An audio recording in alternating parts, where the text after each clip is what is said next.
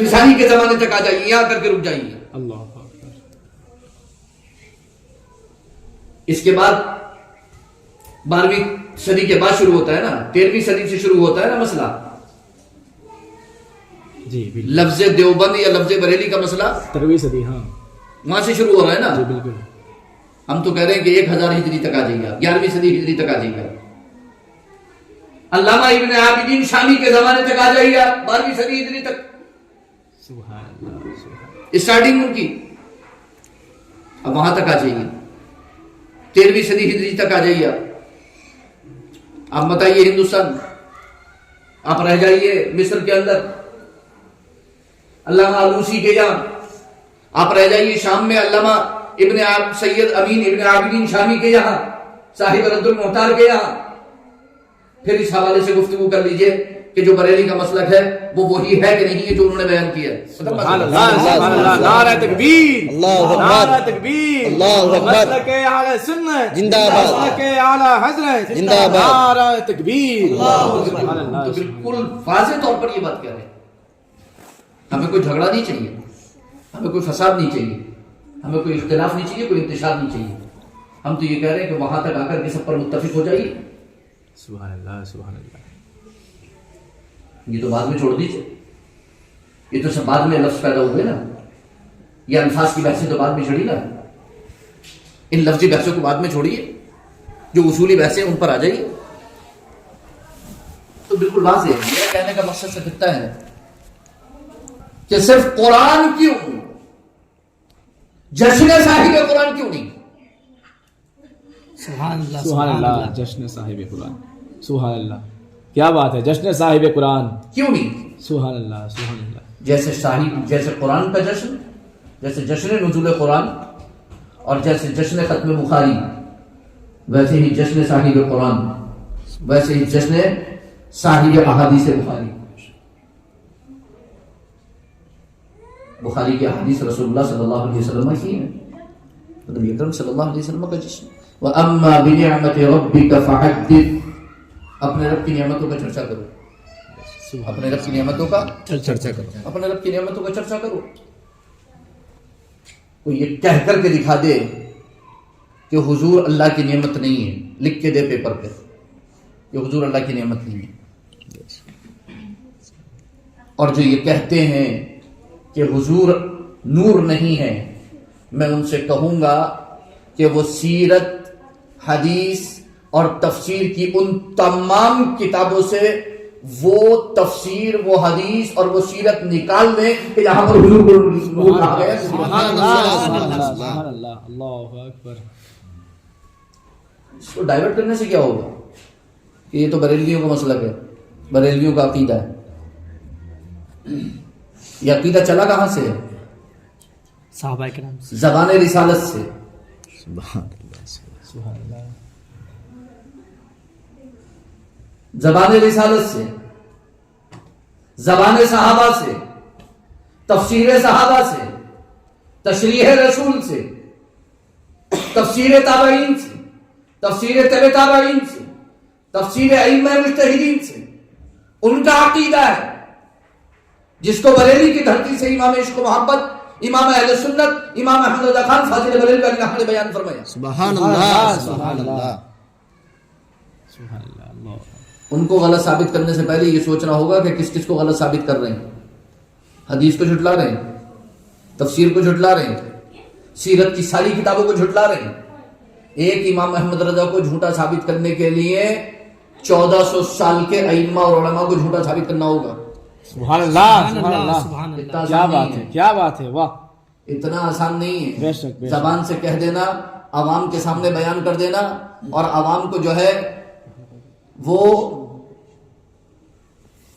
ان کو جو ہے دھوکے میں رکھنا اور ان کو جو ہے پردے میں رکھنا اچھی بات نہیں ہے۔ بالکل بالکل بالکل، بریلی کی طرف بریلی اینڈ دیوبند، بریلی اینڈ دیوبند یا بریلی ندوہ، یہ سب کر کے حقائق کو چھپایا نہیں جا سکتا، حقیقتوں پہ پردہ نہیں ڈالا جا سکتا،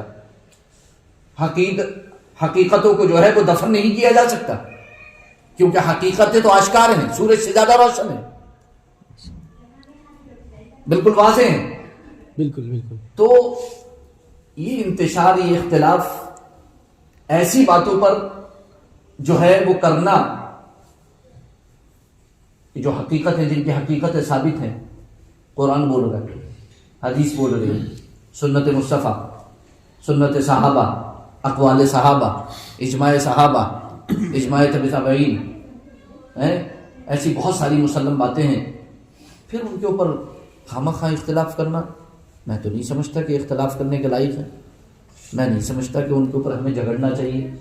ہمیں ان کے اوپر جو ہے وہ آپس میں ایک دوسرے کا گریبان پکڑنا چاہیے، ایک دوسرے پر جو ہے وہ حملہ کرنا چاہیے، ایک دوسرے پر جو ہے وہ ان کے خلاف جلسے کرنا چاہیے. کیسی بات؟ اور کس کے بارے میں لڑ رہے ہیں؟ حضور کے بارے میں. میں نے یہ بڑی بولا کہ فیضان میاں نور ہے، میں نے تھوڑی بولا کہ حضور نور ہے، حضور نے بولا کہ میں نور ہوں. سبحان اللہ سبحان اللہ. تو جھگڑ گئے میں نے.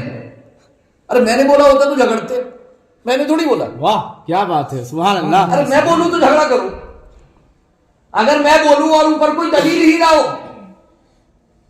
بغیر دلیل کے بولوں تو آپ جھگڑو کہ کیسے بولے آپ. سبحان اللہ سبحان اللہ. میں بول رہا ہوں حضور نے بولا، واہ واہ واہ واہ واہ. تو آپ جھگڑا یہ مت کرو کہ آپ غلط ہو، یا آپ سیدھے کہو نا کہ نہیں حضور نے معاذ اللہ رب العالمین غلط بولا. ہمت کرو نا، ایک بار ہمت کر کے بولو کہ معاذ اللہ رب العالمین حضور نے غلط بولا. یہ بولنے سے کیا ہوگا کہ مولانا احمد رضا خان نے غلط بولا. مولانا احمد رضا خان تو وہی بولنے جو حضور نے بولا. سبحان اللہ سبحان اللہ. عشق محبت عشق محبت. اعلیٰ حضرت. تو سوال یہ ہے کہ بول کس کو رہے؟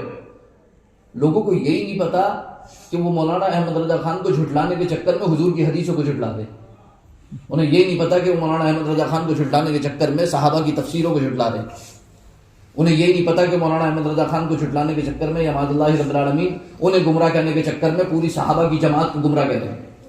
انہیں یہ نہیں پتا، انہیں پتہ ہی نہیں، کیونکہ ان کے اوپر ایک پردہ ڈال دیا گیا. ان کو بتایا ہی نہیں گیا، ان کو حقیقت نہیں بتائی گئی، ان کو حقیقت نہیں دکھائی گئی، ان کو حقیقت نہیں سمجھائی گئی. ان کو تو بس اپنی جماعت کو، اپنے مسلک کو، اپنے مشن کو فروغ دینے کے لیے، آگے بڑھانے کے لیے انہیں حقیقت بتائی نہیں گئی. انہیں لوگ پردے میں ہیں، لوگوں کو حقیقت نہیں معلوم ہے. ہم تو بالکل واضح کہہ رہے ہیں، کوئی ضرورت نہیں ہے. ہم تو کہہ رہے ہیں بریلی شریف کی کوئی کتاب مت رکھو، ایک بھی کتاب بریلی شریف کے سامنے مت رکھو. ساری کتابیں بریلی شریف کی ایک طرف ہم رکھ دیتے ہیں،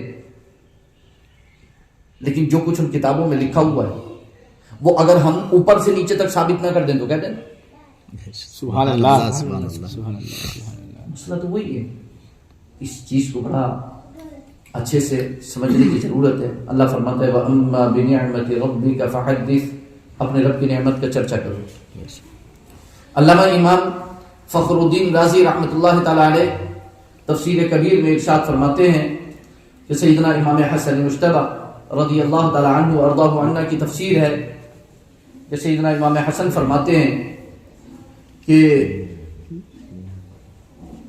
وَأَمَّا بِنِعْمَةِ رَبِّكَ فَحَدِّثْ کا مطلب ہے کہ تم نے جو خیر کا کام کیا ہے اس خیر کے کام کا چرچا کرو. سبحان اللہ. جو اچھا اور بھلائی کا کام تم نے کیا ہے. سیدنا امام حسن مجتبی کی تفسیر ہے. میں پھر بولوں گا کہ ہم پر اعتراض کرنے سے پہلے یہ دیکھ لیں کہ کس پر اعتراض ہو رہا ہے اور کہاں کہاں جھٹلایا جا رہا ہے، تکذیب کہاں ہو رہی ہے. تکذیب ہماری نہیں ہو رہی، بالکل واضح طور پر. وَأَمَّا بِنِعْمَةِ رَبِّكَ فَحَدِّثْ، انہیں بلاؤ. وَأَمَّا بِنِعْمَةِ رَبِّكَ فَحَدِّثْ، اپنے رب کی نعمت کا چرچا کرو. آجو بابو یہاں بیٹھو، گفتگو چھوڑ کے نہیں جاتے، گفتگو سنتے. وَأَمَّا بِنِعْمَةِ رَبِّكَ فَحَدِّثْ، جو خیر کا کام تم نے کیا اس خیر کے کام کا چرچا کرو. کیوں؟ لِيَقْتَدِيَ بِكَ غَيْرُكَ، اس خیر کے کام کا چرچا کرو تاکہ تمہیں دیکھ کر دوسرے لوگ بھی وہ خیر کا کام شروع کر دیں.